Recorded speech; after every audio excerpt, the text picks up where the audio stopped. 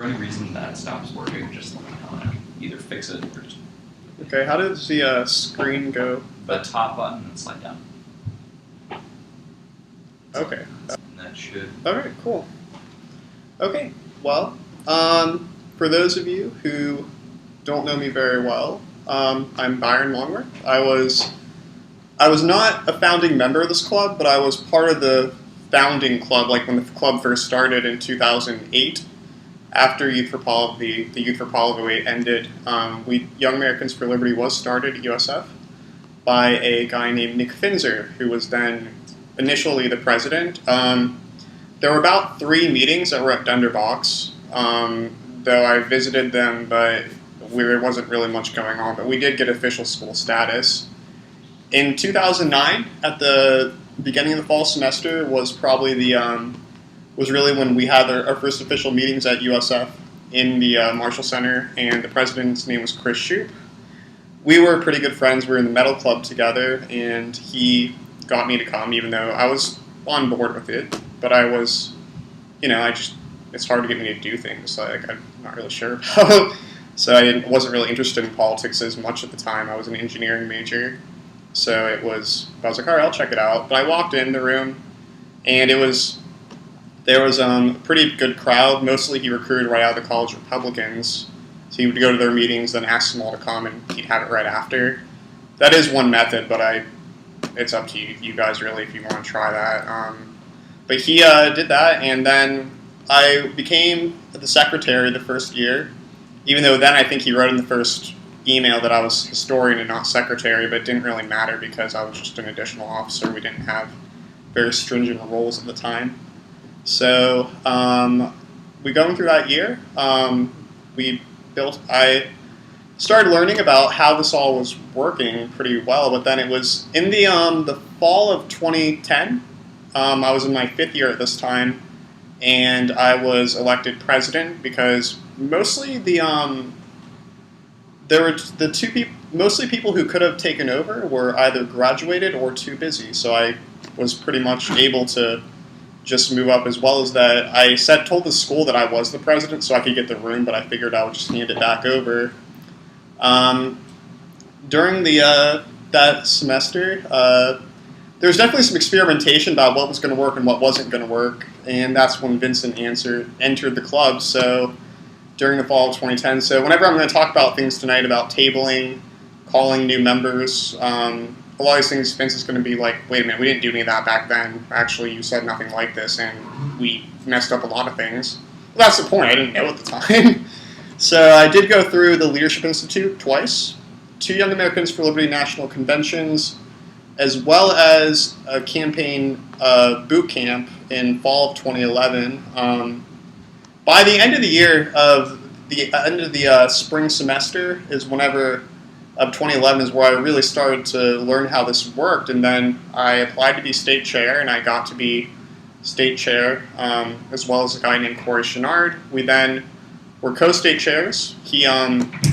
But then it was that semester I resigned as president, beginning the fall of 2011 year, because I thought I had 1 semester left, and that it was better to have a president who could be there for a full year. So I resigned. We went through a little bit of a tough time, you could say, with getting everything together, because the person who I thought was going to take over as president did not.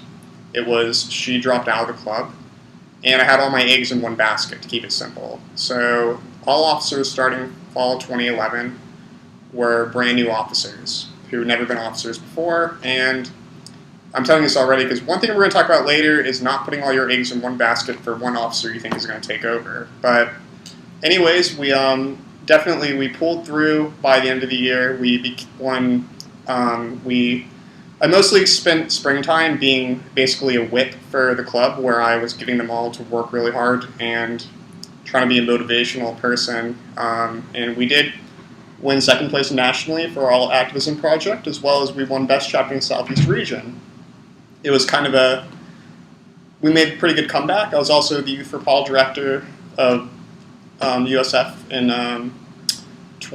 for the 2011-2012 year. I also did a lot of Ron Paul stuff in the community, in Tampa.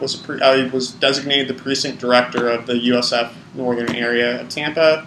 Did a lot of tabling at the Hillsborough County Republican Executive Committee meetings, as well as then volunteered in Iowa to be on the Youth for Paul campaign program, as well as two other members, Mike Schwartz and Anthony, and Brian too, who all also went to that. So, anyways, by the end of summer, I got a job in Orlando. I'm director of marketing for an LSAT preparation company. I stepped down as state chair because I knew younger people wanted to take over, and I was no longer able to really participate in the Young Americans for Liberty process. So I thought it was only fair that I let some other people have a shot at it, and there's also no position for me to move to. So that's how I exited, and I recommended Katerina and Jesse Markell to both be state chairs, and they both applied and got accepted. They went to the national convention. That's mostly the biggest things they learned, what Young Americans for Liberty wanted of them. So anyways, so here we are, spring of 2013. I've been gone for a little while, but we're going to start a presentation. So, let's see. Vincent said Bluetooth connection lost. Yeah, just next slide. Okay. Yeah, never mind. Oops, it does that. Okay. All right. Well, let's go to the next slide. We're going to start out with recruitment. You see the little boy and the scary clown? This is what it can be like recruiting people sometimes. A lot of people see you. They don't like it when you freak them out. So next slide. This is how to make people not want to throw away your handouts. You see the boy and the girl in black and white. They're throwing the stuff away. They don't want those pieces of paper. So who has an idea about, well, let's just go to the next slide. Looking at this slide, what do we see that is not good about it? Who has an idea? Just shout it out. Black and white doesn't stick out. That's part of it. What else do you see about it? Expires. Well, it is just a 1 week meeting. That's not quite what I'm looking for. It's that it doesn't tell us anything. It says Young Americans for Liberty in black and white. We don't know it's really much anything about it. It says friend us on Facebook. That's not even correct. It's a Facebook group. So that was kind of also incorrect. But it's black and white. It's boring. It doesn't tell us anything. Let's go to the next slide. Now, why is this one? This one is also not perfect, but we're going to say it's a little bit better. What do you see about it that's good? Description of the club. What Yeah. does it stand for? We copied and pasted out of the Facebook group. Chris Shoup wrote it when he was president. I just copied and pasted it into like bullet points. We did make more of these that were probably better later on. But this one was decent. What else do you see? Free food. It gives them a reason to come to it, right? It shows them free food, free drinks, no catch. We could have made MSC 4103, made it bigger, done a few things to make it a little bit more visually appealing. But overall, this is better. It tells you what you're getting yourself into, a reason to come, and a little bit about the club. So that's a little bit better. Also, it has the logo at the top, Young Americans for Liberty at USF. This is a school organization. So, all right, next slide. For the backside of the thing, what would be good to put on the backside of a handout? And these are some ideas that, some of these have been tried before, and these are my ideas though. One of which, that's a football schedule.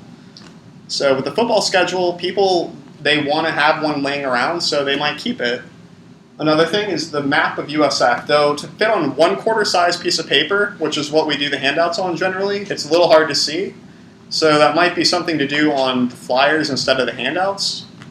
The last thing is bring this for free pizza. How can you go wrong with that? No, they don't know if they come to the meeting, they'll get the free pizza anyways, but they know if they think they have to save the piece of paper, they do it. So that's a good way to get into the meeting, and also, it's definitely, these will all be helpful to put on the back. So let's go to the next slide. What happened to Iota Hall here?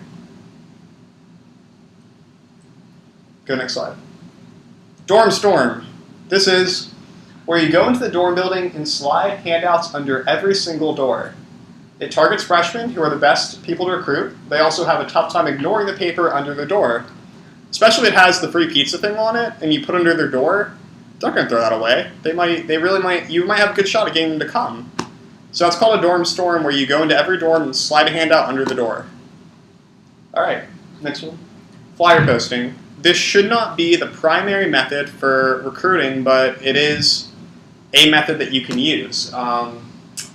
It's what you do, use an entire page for the flyers, because otherwise on the boards, you won't be able to see them. Also, what you want to do is you want to put a kind of a lot on the board, because if you don't put a lot on the board, then Kaplan will cover it up, or some other stupid company. I'm going to say it out loud. Sorry, they're my competitor company, so I'm not really a fan of them. I think they rip people off. And they have to be a full page, and that's pretty much the point, flyer posting. Go to the next slide. This is what it could look like if you see a board about that size. That's 6 Young Americans for Liberty flyers up on the board.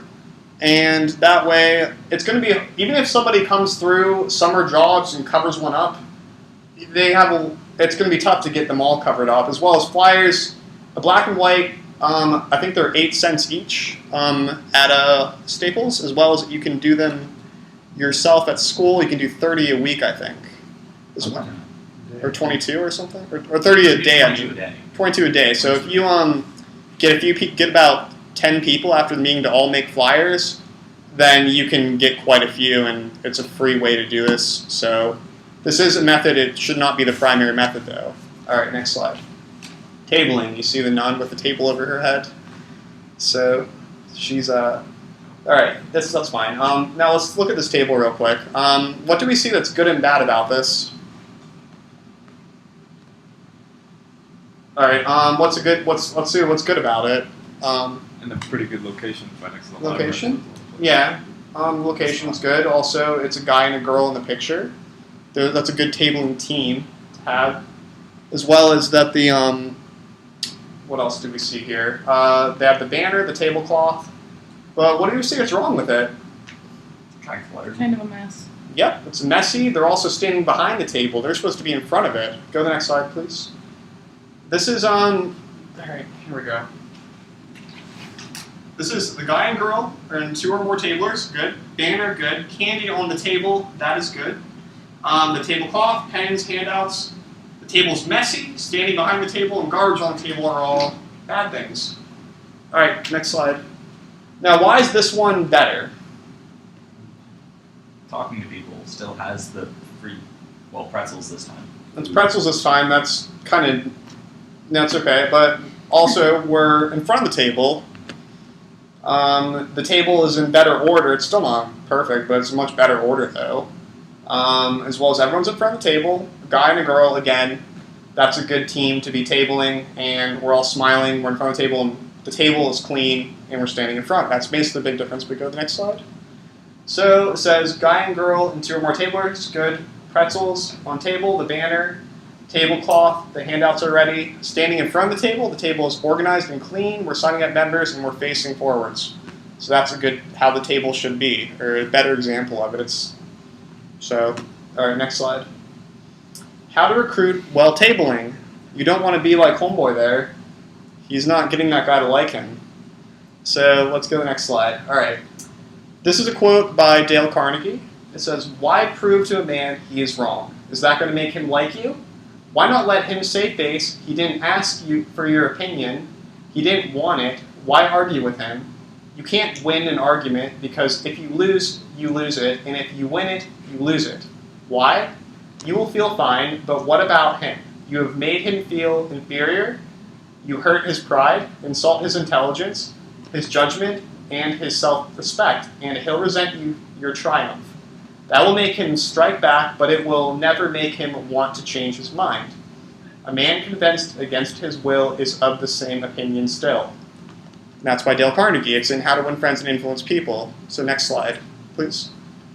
This slide, it says, find out what's important to who is visiting the table. Everyone has something that could be important to them. You can look at them and judge them a little bit. If it's some hippie, they might think pot should be legal. If it's some guy with a tie on, you might talk about student loans, economic things. It can judge them a little bit.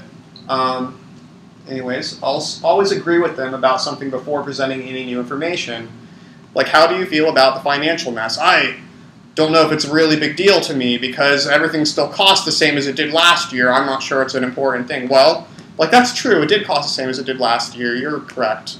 And then you can bring it to them, well, but in the 80s it cost this much when debt was a little bit lower back then, something like that. Talk about projects the club has done as well as the ideas.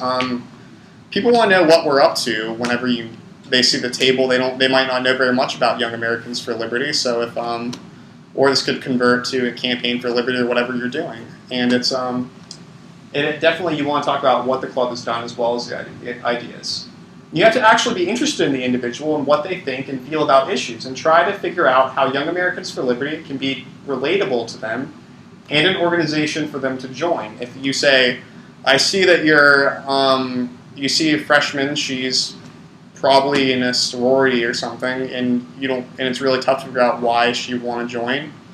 Well, let's get creative here. What would be important to her? She'd probably maybe freedom of speech is her freedom to do what she wants on campus with her club without having the school make stupid rules to get in the way. You have to figure out what's important to them, how the club can be good for them, and always be friendly. Let's go to the next slide.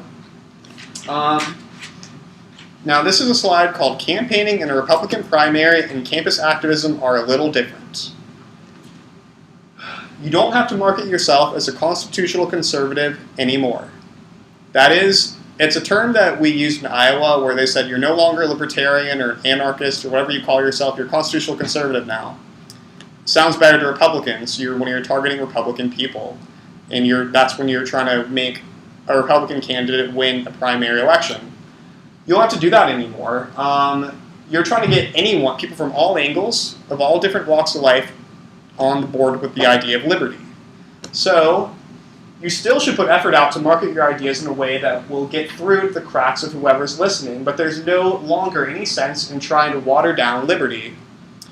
So feel free to be honest about any controversial issue. The drug legalization, abolishing all foreign aid, even to Israel, not regulating sex with consenting adults, that type of thing. That's all okay on campus. That's not okay if you're tabling at the HREC, but on campus activism, that's okay.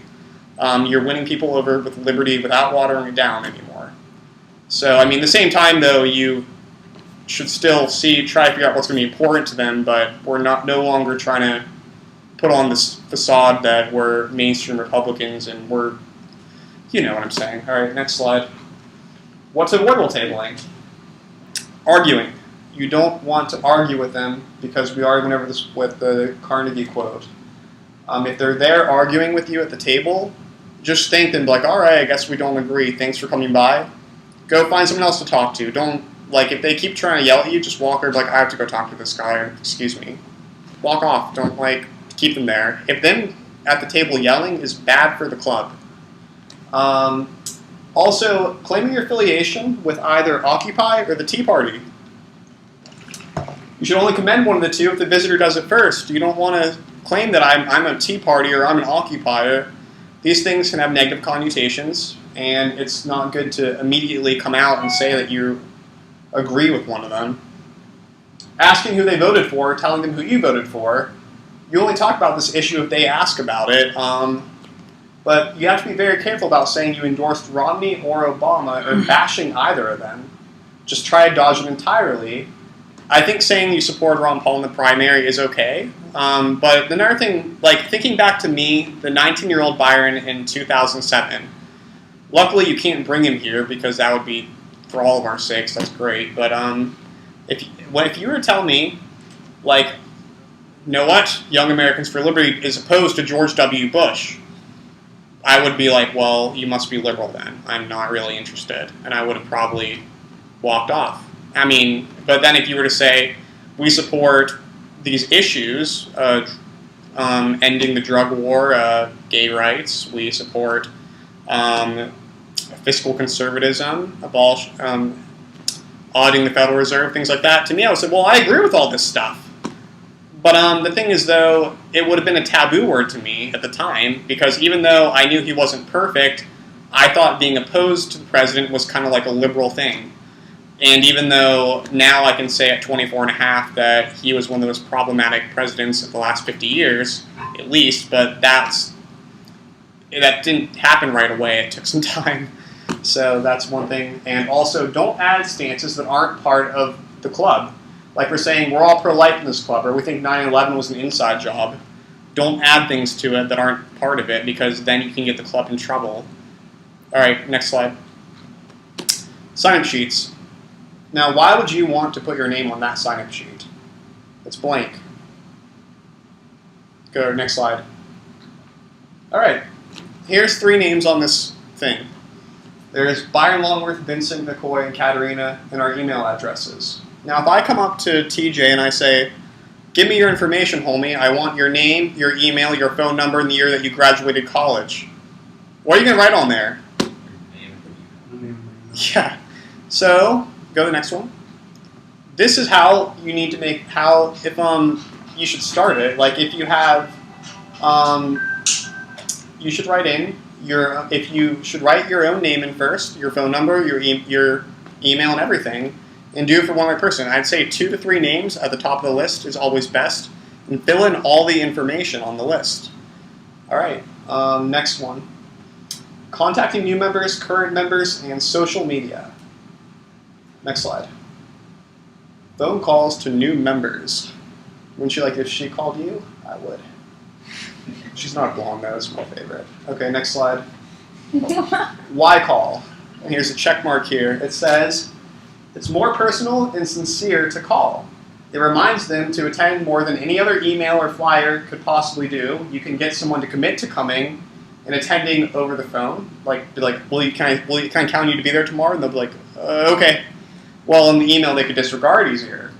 And they believe you really want them to attend and that they should really come to it if you call them up. And no other club probably is calling them up. It's so you can have an advantage on these clubs. And they're sure to see the call even if they don't answer. So always leave a voicemail. All right? And to the next slide. When to call. I'm going to say the best time to call a new member up is between 6 and 9 p.m. the night before the meeting. Do not block your number. If you block your number, it makes it look like you're giving them a spam call, and that's not good. You're giving them a call that they want to have. If you block your number, that makes them think that you're actually giving them a call that you think that they don't want. Pretend that they want to be called by you. You might know, well, I don't know if they really want to be called or not. Well, let's pretend they do. And make them think that you think that they do, basically. So let's not block the number. Next one. Mass texting. It's a little bit less intrusive than calling.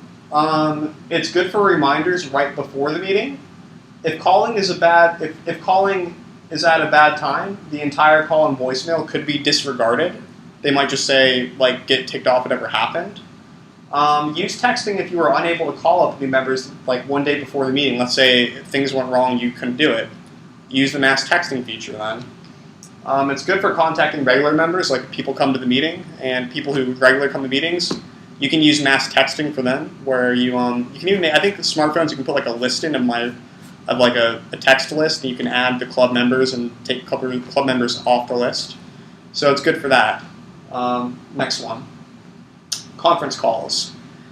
These are good if you can't actually have a physical meeting. Like if you want to plan a tabling event and it's before the semester starts and nobody's here, this is a good way to do it. Ask people to make a conference call. Young Americans for Liberty uses these all the time for the state chairs and regional directors, so that's a good use of them. Next one. Why update the Facebook page? Who knows? That's what we lead people for. It says on the flyer. That's true. Why else? To keep it popping up on the wall so people continue to see it.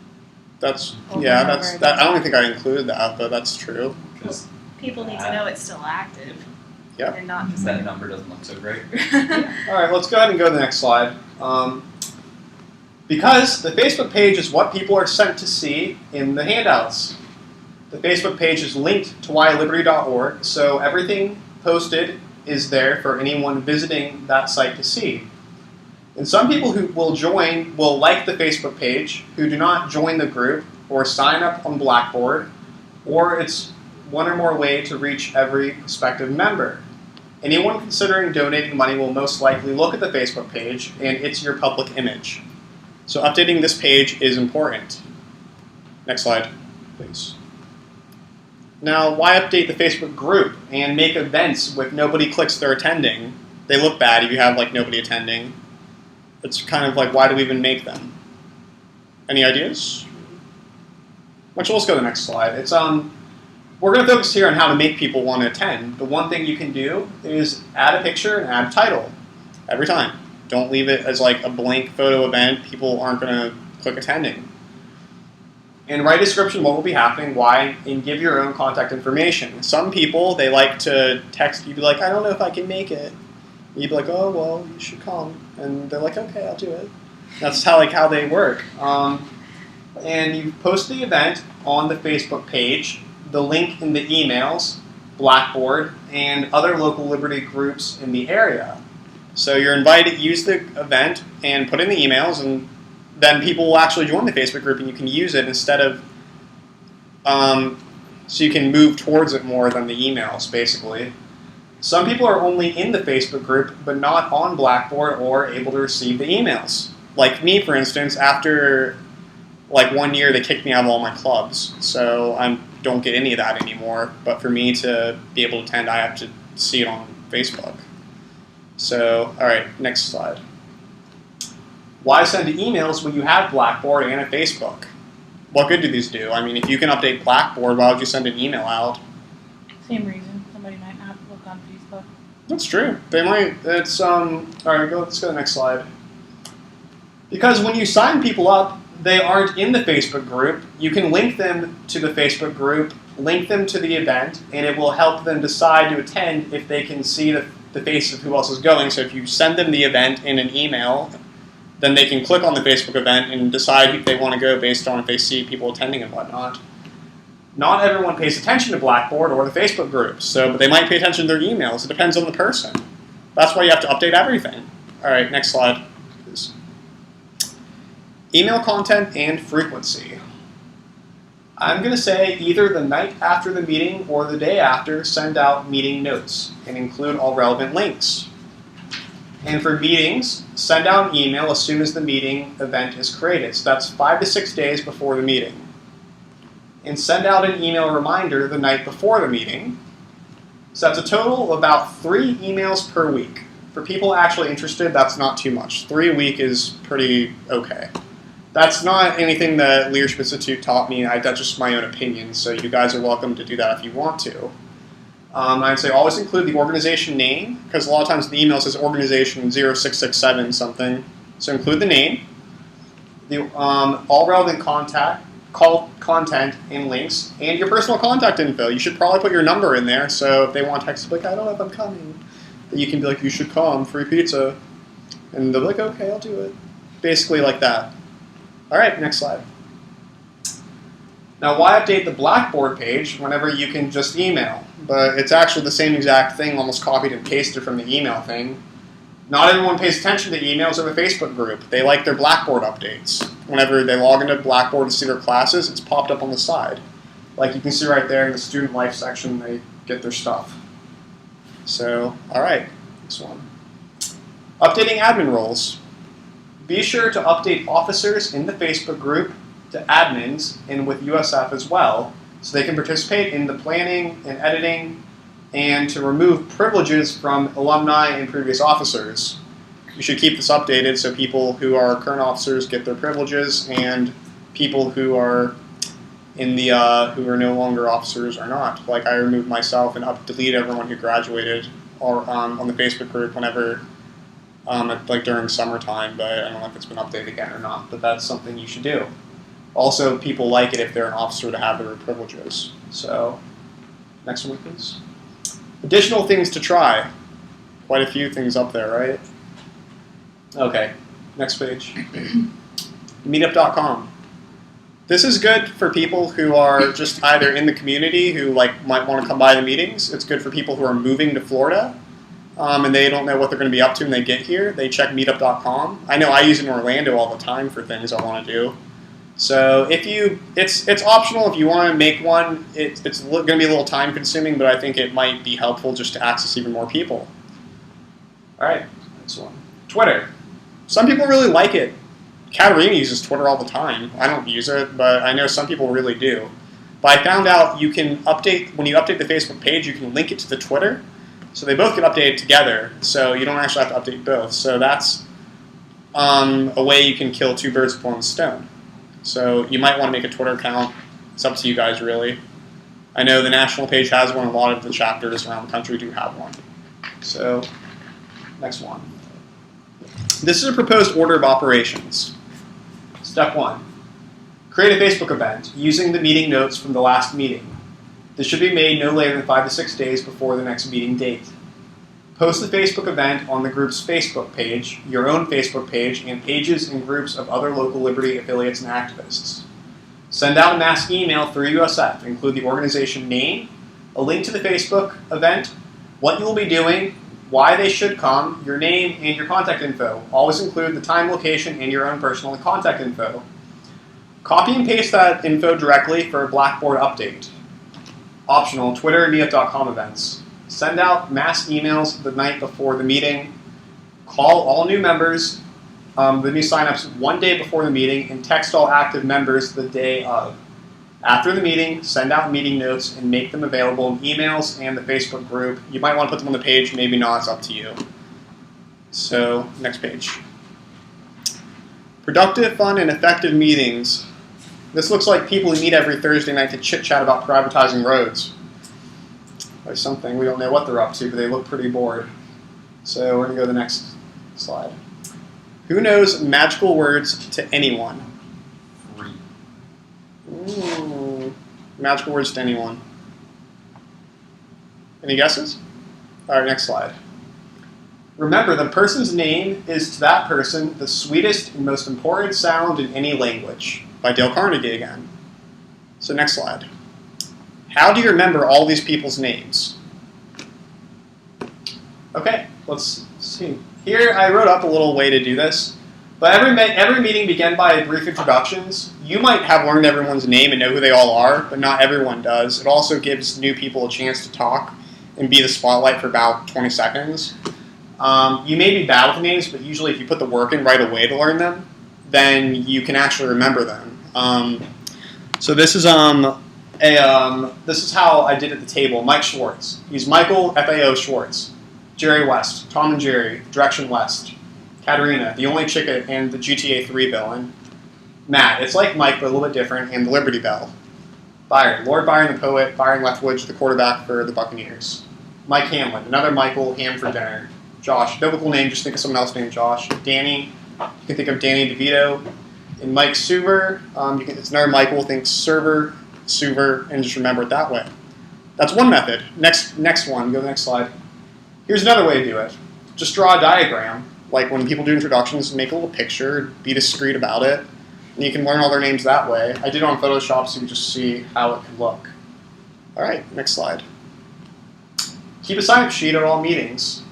The reason for this is that you can get people's phone numbers, emails, and contact info who show up to a meeting. So then, when you're doing your mass texting, you got them on the receiving end of the texts. So they're staying updated. And also, you don't want to say, go find us on Blackboard when you get home. They're not going to do it. I've done that too, asked them to do that. They never sign up. You have to get that. You can do it yourself that way. And also, then you also might forget who it is, and you have it on paper too. So that's a good way to do it. Next one. So keep a tentative agenda, which you can keep updating, and have different types of meetings: socials, planning for events, activism, videos, books, and philosophy of your ideas, movie nights, and you can keep it entertaining. When it's time to do work, their help will be there. So next slide.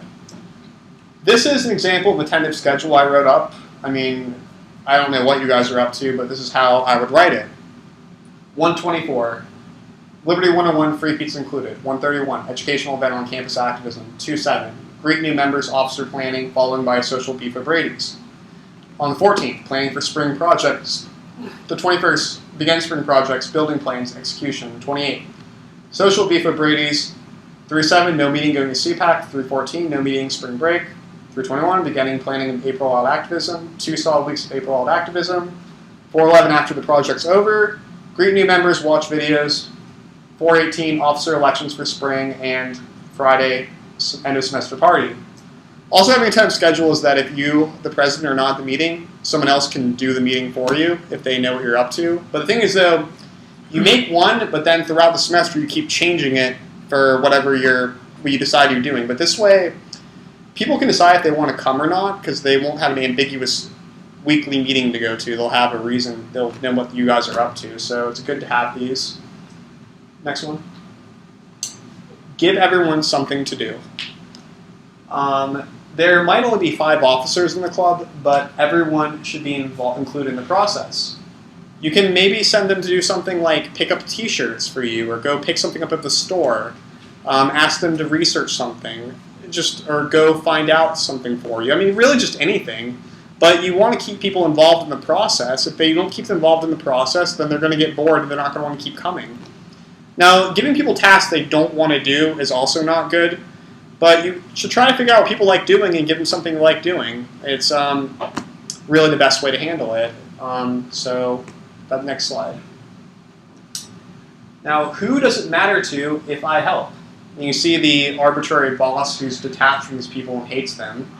And you see this group of friends who are all white. But we're going to pretend there's a minority there. And it's like my friend group where they're all mixed up and bisexual and whatnot. And, so, just saying. So, get to know the members and be a friend to them. You're all on the same team. So, part of how I think I had a pretty good constant showing with all my meetings is because I really got to know the people pretty well, and I was like friends to them, and then even whenever I wasn't president of y'all, they kept coming to me, and I was like, ask Vincent, I don't know. And that's kind of like how it happens. So you should try to make a bond. This is like your little frat here at Young Americans for Liberty. So go to the next one, please. Meeting notes. This is that every meeting, the purpose, they should have meeting notes for every meeting. The purpose is that you don't have to give a big recap the next meeting if people already got the meeting notes. They don't have to, to recap them, this is what we were up to. Also, they should be sent out immediately after the meeting and keep one hard copy every week and just file it so people can refer back to it. All right, next slide.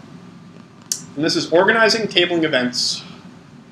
So this is basically a sign-up sheet that you can make for tabling. You see it has the 11 to 12 slot, 12 to 1 slot, 1 to 2 slot, 2 to 3 slot, 3 to 4 slot, and you have all these slots of people they can sign up, give their phone number, and then you have this sheet ready so whenever you go tabling, you have their name and their phone number, and then you can also fill 2 people in for every slot. Make sure at least 2 people are there. If you don't have 2 people for 1 slot, then you have to call someone up and ask them to fill in, or you have to do it yourself. But this is a way to organize it. So I gave you a whole bunch of these before. I don't know if you still have them, but this is a good way to do tabling. Just photocopy it. You can make more. All right, next one. Summer meetings, something that USF has never tried, but the evidence shows that's a pretty good idea. Now, Summer A is May 13th to June 21st, and Summer B is July 1st to August 9th. So I'm suggesting that you have 2 summer meetings. 1 Summer A, 1 Summer B. And basically you don't have to meet in the Marshall Center. You can meet at like Beef O'Brady's, you can meet at Copper Top or something, probably on campus, and just a place where people can meet up at. And this way, no other clubs are trying to get members during the summer, and that's one thing that you can do that will be superior to the other clubs. So it's the evidence is showing that you should have summer meetings. So I'm suggesting 2 for USF. Next slide, please. Planning projects. This octopus lady, she has too many things to do. So let's go to the next slide.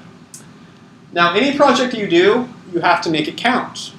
So I'm going to suggest you keep the projects in the means of what you can get accomplished, but if you attempt to do too much, the morale is lost when it isn't done. So rather than exhaust yourself with subpar projects every week, try to have fewer focused projects and go very big with them, like we did with the national debt wall. Like, it took a lot of time, but then we won money for it. It was pretty cool, and we got on the news, and it was very carefully planned. So I'm also going to suggest do the projects Young Americans for Liberty tells you to do, and always document them. The reason is if you do those projects, you get them. You can. That's what they're looking for to rank the chapter to win the prize money and all of it. So, go to the next slide, please. Documentation, blogging, activism videos, and earning media attention. All right. And this is earning media attention. It's a little picture I picked. It's we actually got quite a bit more than that, but these are two pictures I found easily. I got like 70 likes on my Facebook for that picture. It's pretty cool. So, next page, the next one. Learn your local news stations. Now, I just went ahead and put them here for you, but you have to just flip. If you don't live in Tampa, you live in St. Petersburg or something, flip through your TV channels and see what the local ones are. They're the ones who will come cover you. You call CNN up, they don't care. I'm glad they don't. That'd be ridiculous. Okay. Now, so here are the ones. Oops. All right. So. Do you want to go back? No, it just was a picture. It showed the four. Now let's go to the how to write a press release. Real quick. It's this one. Yep. Now we can't go through all of this right now because it's kind of long. Basically, headline or for immediate. Okay, you have to write. Now you end it with the three number things. You basically scan down for the example. Okay. For immediate release. And basically we have the press release. It's a bunch of short lines, easy to read. And then the contact information at the bottom with all contact information and the three things. You can also attach a picture to it, and then they know what you're really up to. Now, you should spend more time reading through this carefully, but this is the example I pulled up. So go back to the PowerPoint, please. Next slide. Okay, this is steps to sending a press release. It's usually best to send it out 3 to 5 days before the actual event happens. This way, they have enough time to prepare for it, but you're also not telling them so far in advance that they just don't care. It's I'd say 3 to 5 days. Some people might say a week, but okay. But 1, fax the press release to the station's newsroom. 2, email the press release to the station's newsroom. 3, call up the newsroom and ask them if they got it. 4, have anyone you know call them up and ask them if they got it, and ask them if they're going to come cover the story. Because if you don't get people to know that if they think that people in the area want to see it, they will come out and cover the story. Like when we did our debt wall, I didn't just call them up and say covered. I called all my chapters of the entire state and told them to call them up. I texted everyone I knew, my family, and they had like 15 calls. They said they're probably not going to come. They call them back 10 minutes later. All right, we're coming. So that's how you got to do it.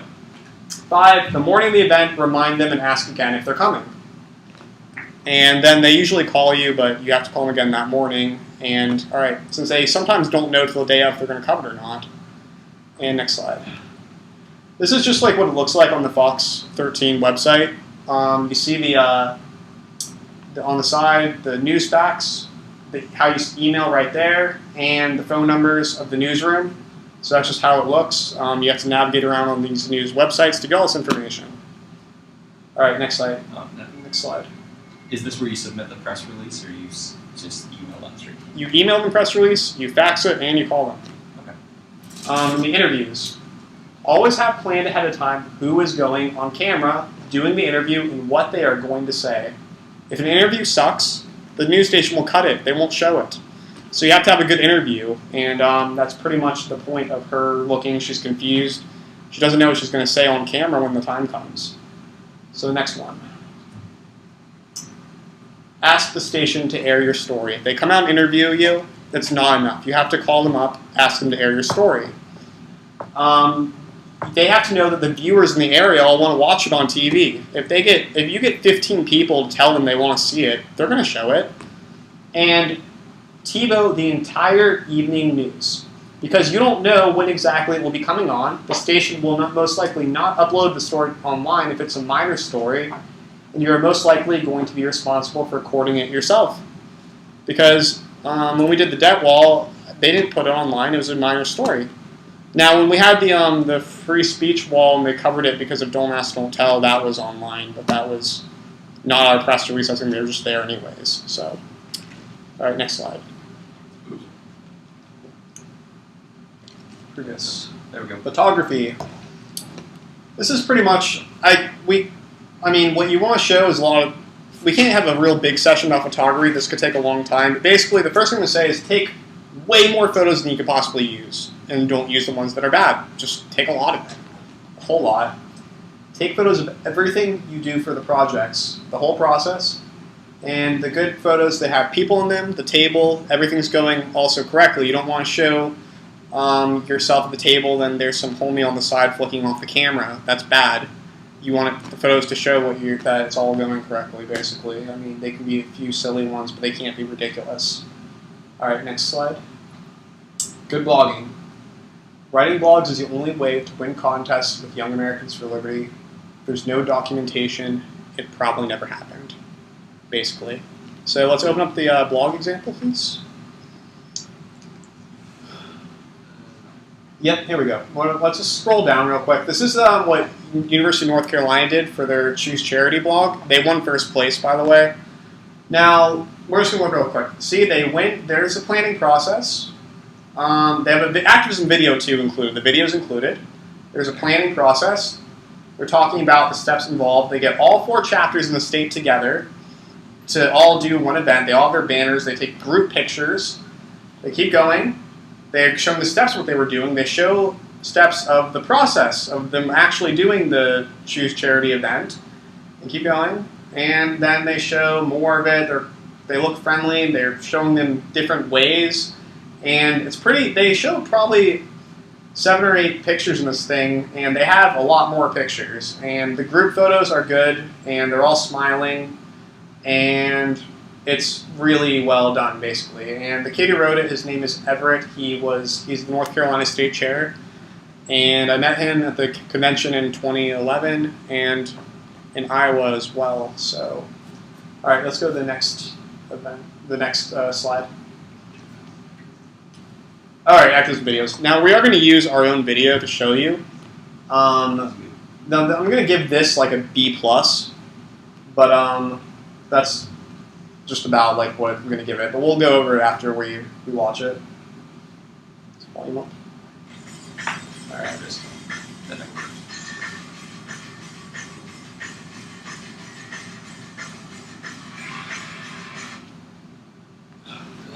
And we just loaded this. Apparently not. Looks like it's fine.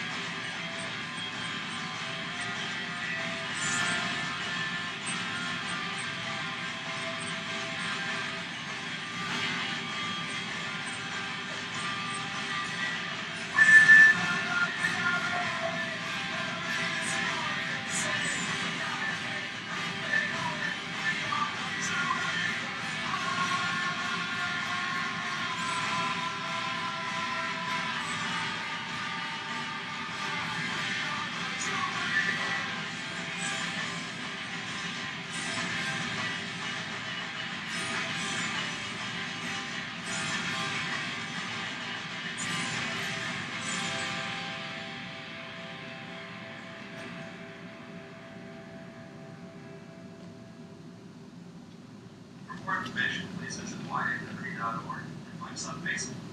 And Young Americans for Liberty and USA. All right, just stop it there. We're like way behind schedule. All right. We're like 75% done. All right. Now let's just go back. Well, we'll stay here for a second. We're just going to talk about the video real quick. What was good about it? Covered all the processes. Yeah, it covered. I mean, it covered everything. It was start to finish. It had everything in it. It had the interview in it. It had what we did, the meeting, what we did after the meeting, the building process, everything in it. And the pictures in it were pretty good. But what could have been improved about it? The words were a little bit lengthy. It could have been shortened. It could have been, I don't know, more narrow on what was going on. Well, the first thing I would say is that the whole part where they're just showing the project going on and Vincent tabling, that was too long. That could have been shortened with some fewer things. Also, with the interview itself, Vincent had no clue what he was going to say when he got on TV. We almost didn't get it on TV. It was going to go on 2 stations. CBS cut it, but Fox showed it. Oh yeah, and we were hoping to get an interview the day before. The day we actually did the interview, I had not slept the night before because I was up finishing paper for the final. So that was me on 32 hours of being awake. So that was another problem. The Yeah. interview should be ready. We just went over that. And Yeah. otherwise, I'm going to say it was a B+. We did win second place nationally for our project. But a good thing also, whenever you show the after party, there was a lot of girls there. They weren't all really in the club, actually, but I invited my friends and girl I was kind of dating at the time, you know. We all kind of went, so it looked like we had more people there than we did, than were really in the club, and that was good. We looked like we had fun. So fundraising. Don't you want to be rich like this guy? How does he do it? All right, next slide.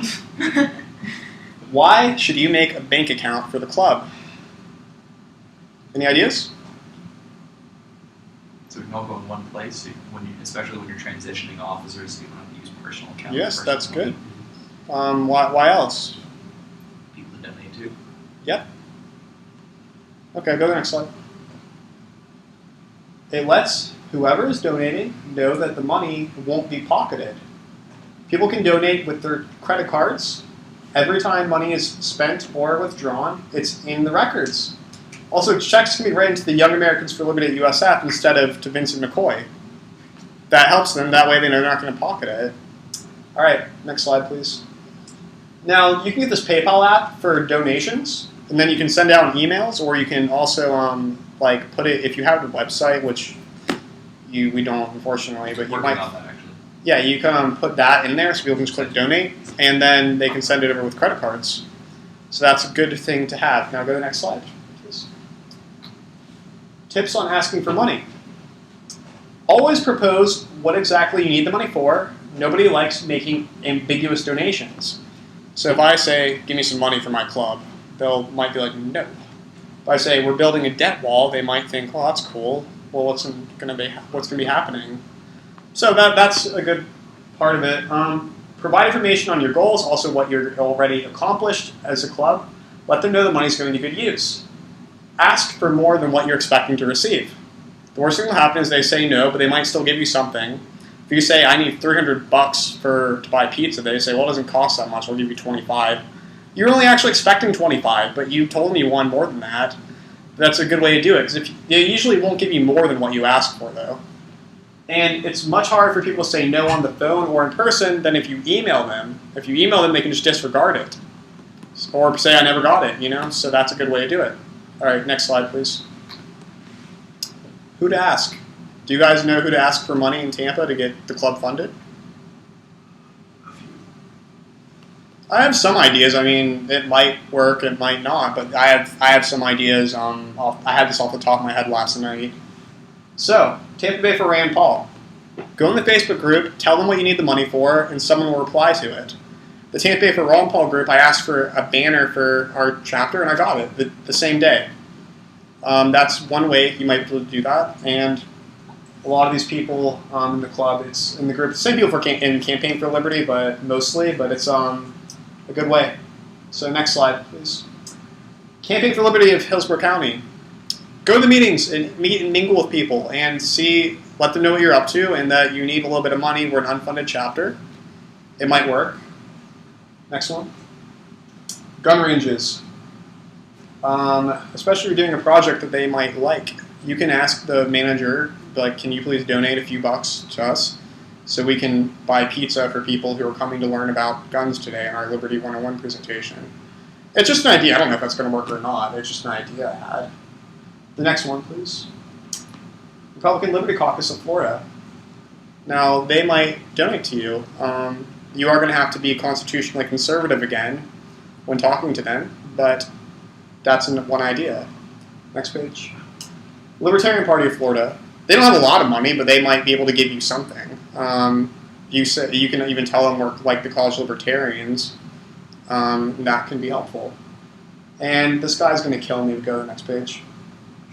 Paul Fossey. He donated the banner for the Youth for Paul. He also has donated to Young Americans for Liberty before. So that's a good person to ask. He also knows a lot of Liberty people.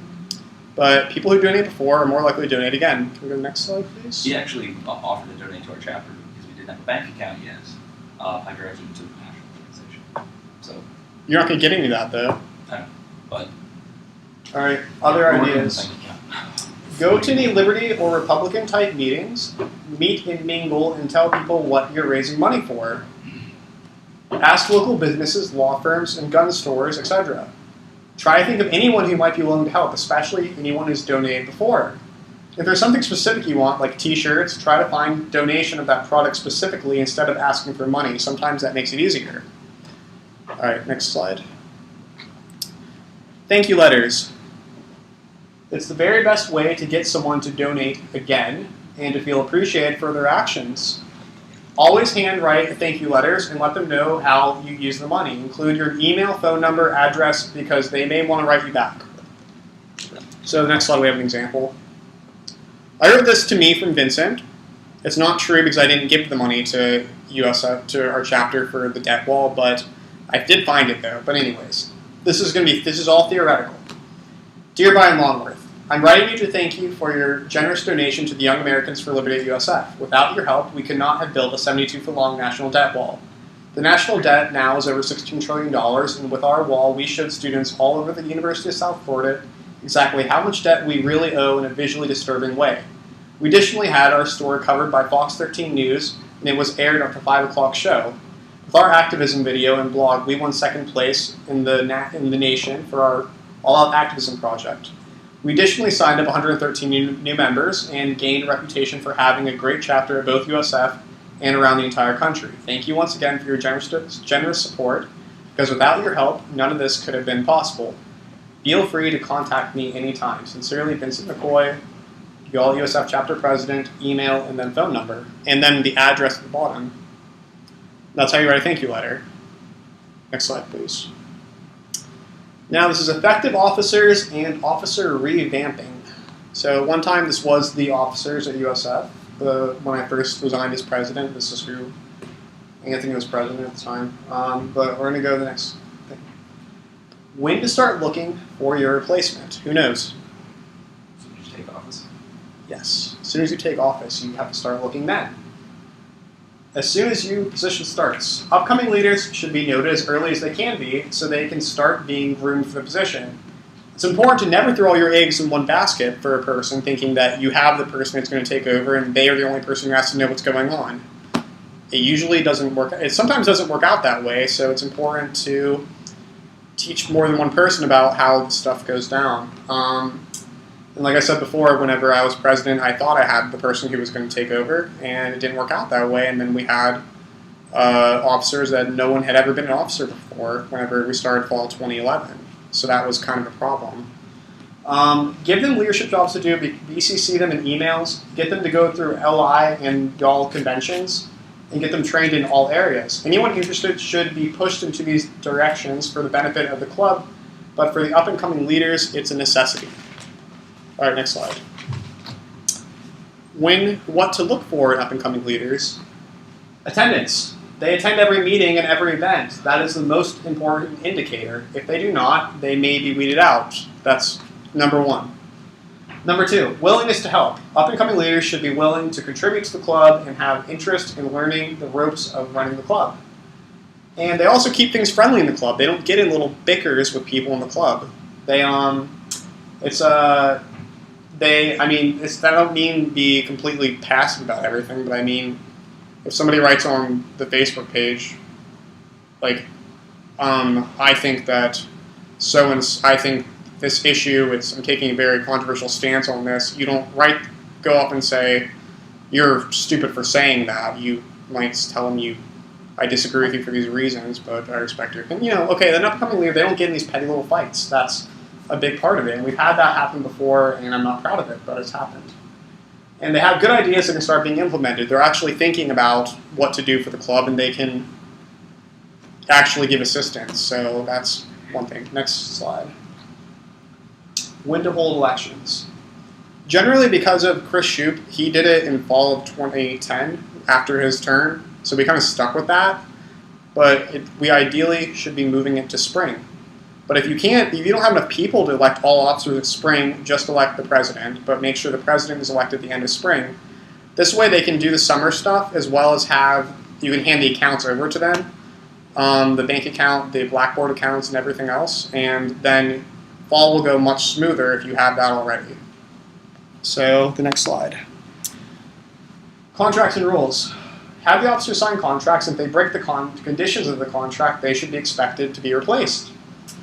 In fall 2011, whenever I rewrote the officer roles, we basically made it so that everyone's elected, but if the historian, treasurer, or secretary, they missed 2 or more meetings or some other things that were like unexcused, then they just get booted out and the president appoints somebody new. And then I think we said for the VP that if they miss 2 or more meetings or something, they have to actually be someone else has to actually be, they get booted out, but someone else is elected. And if the president screws up, then the VP automatically moves up to become president, and then they elect a new VP. And if it's another officer that's already in the club, then the president appoints somebody to fill that role. And we worked out that system. We did have to use it about 3 different times during the 2011-2012 year. But I mean, if you are going to have the system, I just recommend treat everyone the same. Don't let some people miss everything, but boot other people out of position. So that's pretty much what that's about. Next one. Now, the one thing I've noticed about the officers at USF is that the way we've had it set up for the last 3 years, not all the work is getting done, and people's roles are a little bit wishy-washy. So I have ideas for new officers. You can use them or not use them, but this way all the work is covered in these roles. So let's go to the next slide. One position, the social media and communication director, takes meeting notes, updates the Facebook page, updates the Facebook group, creates the weekly events on Facebook. If Twitter and Meetup.com are adopted by the group, we'll be responsible for those as well. Types out the tentative schedule and updates it as needed. Handles the mass emailing and Blackboard updates, handles the sign-up sheets, and files them away after members have been added. Next one. Club journalist and media director. Takes all photographs for the club, adds photographs to Flickr or Facebook, whatever account you're using, writes blogs for the club and posts them to whyliberty.org, sends out press releases for activist projects, deals with the media once contacted, and handles all documentation of meetings, projects, and events. Next one. Treasurer and fundraising director is the official treasurer as seen by USF, is responsible for making a bank account and managing the funds in it. Is the representative to ask for money from different possible donors, figures out ways to raise money, and will get the club funded by USF and stay funded by learning the rules and making sure the club does not break them. Next one. The recruitment director finds the most effective and creative ways to recruit members, is probably the person who calls up people on the phone, the new members, and asks them if they're coming to meetings. Responsible for making handouts and making sure everything needed for an effective tabling event is there. Studies proven methods for club recruitment and brings them to the discussion to try out. Is the person who runs the meetings if the president is absent and is the understudy of the president. The next one. President. Pretty much the same. Runs the meetings, knows how to do everyone's job, and is able to assist in any way needed. is responsible for making sure everyone is executing their job, is an official representative between the chapter and Young Americans for Liberty as well as the public. Is responsible for removing and replacing officers if they break their contracts, should have perfect attendance and be able to attend all events, is responsible for selecting and executing the logistics of events, receives y'all packages, activism kits, and distributes magazines or supplies to the club as given. It is the chief executive of all social media pages and is responsible for making sure they are being updated by the elected officer, but if not, can do it themselves, and holds all club supplies, the table, banner, things of that nature, unless appointed to someone else. Next slide. This is how it could be converted. President would be the president, the VP would be the recruitment director, secretary would be social media and communication director, the historian would be the club journalist, media director, and treasurer would be the same, like that. But that way, the one thing that's good about this is that 4 people are all directors pretty much equally, and then there's just like one president. That way, someone could say, you can't tell me what to do, I'm the vice president, you're the secretary. It kind of eliminates the tension there, possibly, and this way, all jobs needed for the club are covered in these roles. Now, I mean, you can use this if you want to or keep it how it is, but I've noticed that not all the work is getting done as it is, so the officers should be revamped.